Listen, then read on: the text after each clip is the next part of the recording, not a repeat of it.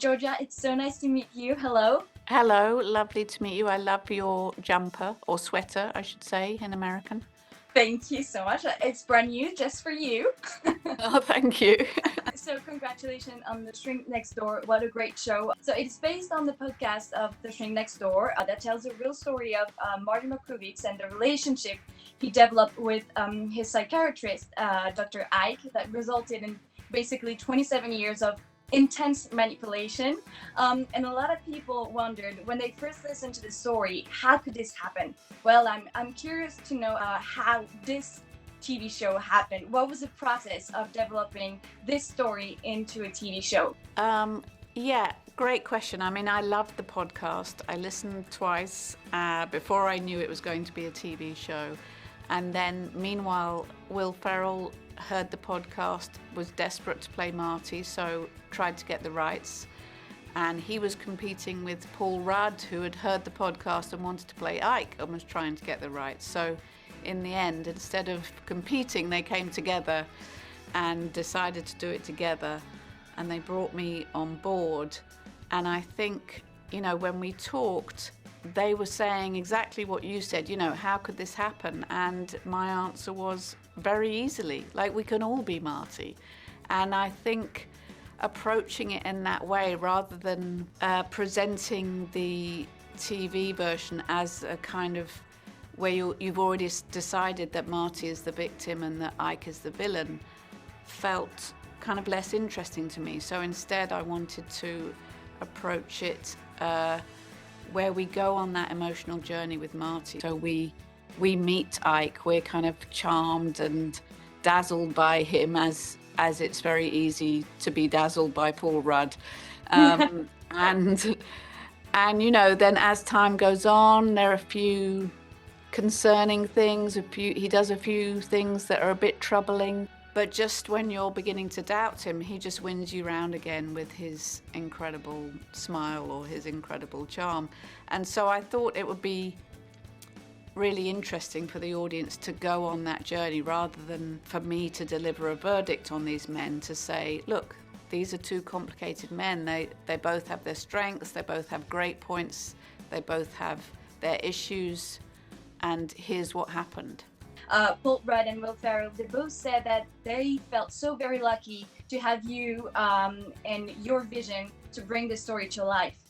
Oh, that's so nice. I think I just really enjoy stories that are complicated and that can embrace the darkest places and the sort of lightest, funniest moments, and just be really true to those characters and their experience. I felt sad and truly heartbroken for Marty in the very first episodes, especially in the first episodes.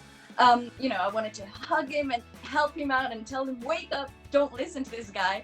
But as the series goes on, it becomes way more complex, and his relationship to his sister, played by the wonderful Catherine Hahn, adds a lot of depth to his character.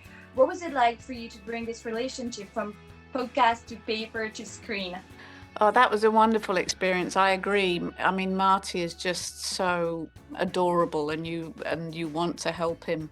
And, Catherine is incredible as Phyllis. She's so wonderful. You can feel the love she has for her brother, and she fights for him so fiercely, and you absolutely expect her to win that fight. And it's so devastating when she doesn't.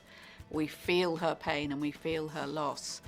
And I think those actors had such incredible chemistry together that it was really hard when they became estranged. And Catherine was so wonderful. We thought, is there a way of keeping her in the series in some way, of cheating the truth? But in the end, I felt, no, I think the audience needs to feel that loss as Marty does. And then when she comes back, we're so overjoyed to see her again, and their reunion is just so wonderful.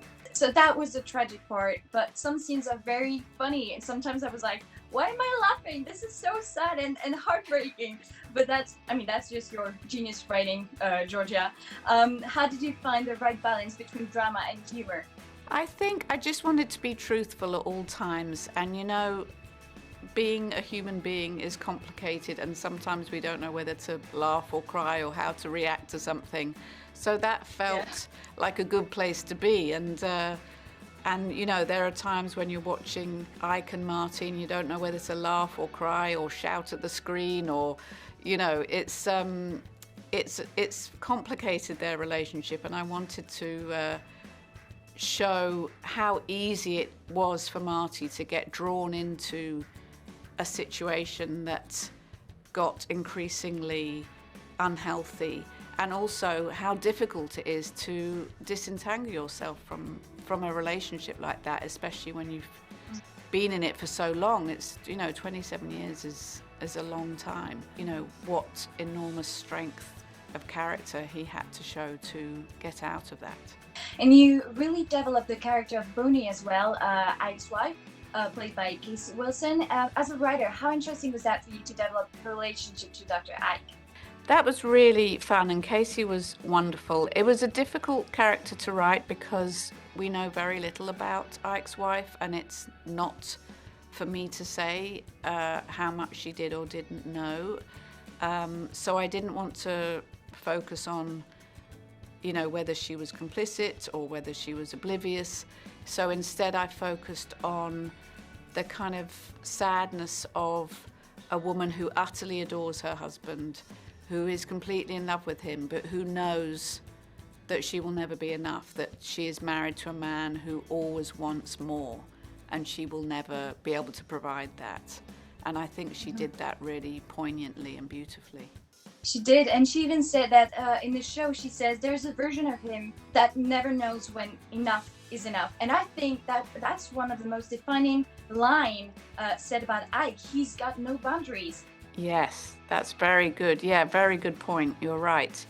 And I like that she knows him. You know, I think it would be easy to have that character as a sort of oblivious kind of wallflower, and I thought, no, Casey is such a brilliant actress. There's an opportunity here to look at someone who knows exactly who she's married to and loves him, and just knows that, you know, he's always going to be out there looking for something she can't provide. Exactly. And Casey said, she said, everyone is walking on eggshells around Ike. Everyone's trying to please him, to make him happy. Everything has to revolve around him. And almost no one called him out on that. So how can you explain that?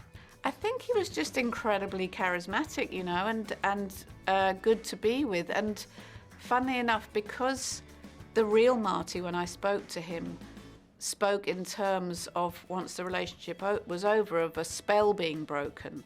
That sort of reminded me of people who had been in cults. So I did all this research into cult leaders, because it felt like there was almost a cult of Ike at those parties. All his patients were there, and they were all devoted to him. And, you know, cult leaders often do cut you off from your family. And so there were some similarities, although I still believe none of it was premeditated from Ike's part. I believe he thought he was behaving in Marty's best interests. Thank you so much, Georgia, for joining me today. I wish we had more time to speak about. I love talking about psychological sides of stories. Yeah. Congratulations. Thank you so much. Thank you for the jumper. Thank you. Bye.